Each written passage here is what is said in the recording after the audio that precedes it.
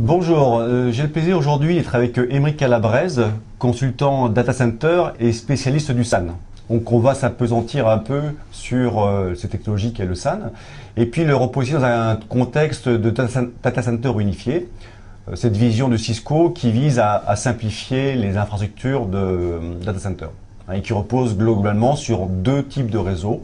Le réseau SAN avec la gamme MDS et le réseau LAN avec la gamme Nexus. Alors en termes de convergence, Émeric, j'aimerais illustrer ce qu'on fait pour unifier et simplifier les infrastructures. Et il y a trois domaines, je crois, sur lesquels on travaille, en termes d'illustration, qui sont à la fois le même OS qu'on trouve sur le LAN et le SAN, qu'on appelle le NXOS, même operating system. On a également la possibilité d'avoir un seul outil d'administration des CNM, Data Center Network Management. Et puis également ce FCE qui est maintenant disponible sur l'ensemble des gammes Nexus et SAN. Donc, est-ce que tu peux revenir sur ces points-là pour montrer l'apport que ça amène chez nos clients? Alors effectivement, Eric, on a dans l'offre data center deux gammes majeures pour la constitution de l'infrastructure de l'architecture réseau. Il y a d'une part la gamme MDS qui sont des produits qui sont au catalogue depuis fin 2002 et qui permettent de construire des infrastructures purement Fiber Channel dans lesquelles on va avoir des services spécifiques à l'environnement de stockage. Et puis on a une offre Nexus qui est plutôt orientée sur les infrastructures LAN, mais qui permettent également de transporter des flux Fiber Channel sous différents types. Alors, revenons sur, par exemple, le même operating system, NXOS.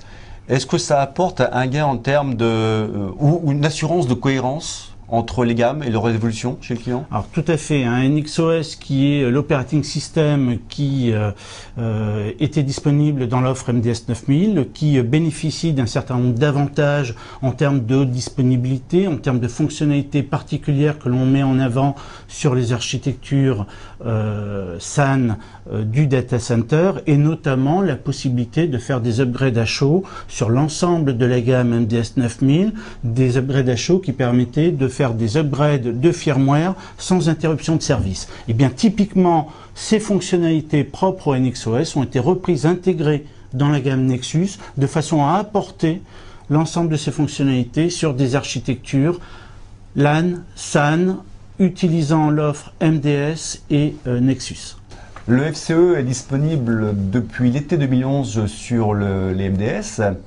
Et j'ai une question à te poser, Émeric, puisqu'on a des fonctions FCE disponibles sur les Nexus et sur le MDS, à quoi ça sert en fait? Comment on articule la mise en œuvre de FCE dans une infrastructure? Alors FCE, effectivement, dans la gamme MDS 9000, c'est important puisque d'une part, ça permet à nos clients qui ont déjà investi sur des infrastructures Fiber Channel avec des directeurs et des switches purement Fiber Channel de pouvoir insérer dans leur existant une nouvelle carte qui est une carte 8 ports 10 Go purement FCE et qui permet d'une part de connecter des ressources, des hosts et des baies de stockage par exemple directement sur ces ports en FCOE sur l'MDS, mais également avec les services FCO multi-hub de pouvoir connecter cette infrastructure MDS 9000 via des liens interswitch sur l'offre Nexus qui offre également des accès 10 Go donc il y a FCO. connexion d'une baie FCE directement sur un MDS existant, mais également interaction entre un Nexus équipé de FCE et un MDS. Tout à fait, ce qui permet de pouvoir construire une infrastructure maillée s'appuyant sur les services Fiber Channel, que ce soit en termes de routage ou en termes d'accès. Et mettre en œuvre le FCE quand on le désire, puisque l'ensemble des équipements est FCE ready. Absolument, et bénéficier des avantages éventuellement de la connectique FCE à l'accès. Et quand on a parlé de FCE, on a introduit aussi le concept ou cette idée de multi-hop. On supporte le multi-hop maintenant. Et qu'est-ce que ça veut dire concrètement? Alors, on supporte le multi-hub, c'est-à-dire qu'on a la possibilité maintenant d'interconnecter deux switches FCOE, donc deux switches Nexus, deux switches MDS ou un Nexus connecté à un MDS via des liens 10 giga Ethernet qui sont dédiés au transport des flux FCO et de pouvoir, comme on le faisait en Fiber Channel, pouvoir interconnecter via un lien ISL Fiber Channel deux directeurs MDS, et bien maintenant on peut également interconnecter deux directeurs FCO via un lien ISL purement FCO.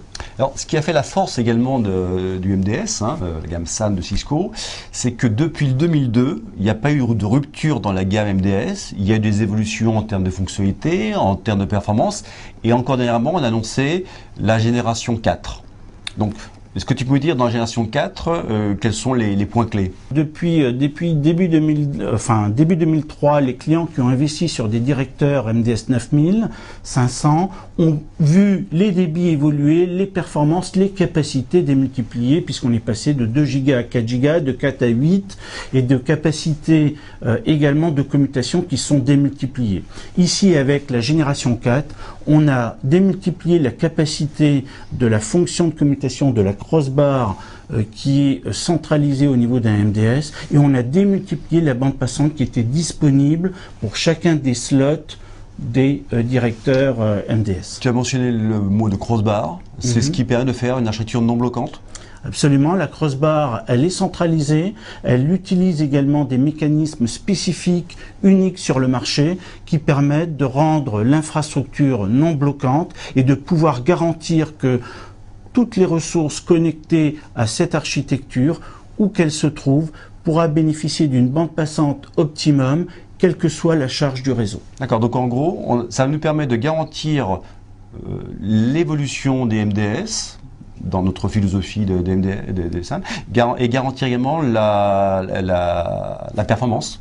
La performance, l'évolutivité, la pérennité. Les clients pourront, s'ils ont fait l'acquisition de MDS il y a quelques années, eh bien démultiplier la capacité en faisant évoluer les modules sans avoir à remettre en cause tout le câblage du réseau. Écoute, merci. Moi, ce que je retiens, c'est qu'on a une cohérence d'architecture LAN et SAN qui permet d'évoluer en toute sécurité et sérénité. Et on évolue en performance et en fonctionnalité. Et la convergence est quelque chose qui arrive à différents niveaux dans les architectures. Moi, je compléterai également par le fait que pour manager, pour superviser et monitorer l'ensemble de cette infrastructure, il y a un outil d'administration qui s'appelle DCNM, Data Center Network Manager, qui permet via une plateforme unique, de pouvoir monitorer, superviser et récupérer des statistiques et des rapports pour l'ensemble de cette infrastructure convergée. Qu'il soit Nexus ou MDS. Qu'il soit Nexus ou MDS. Bien, merci beaucoup, Émeric. Je t'en prie.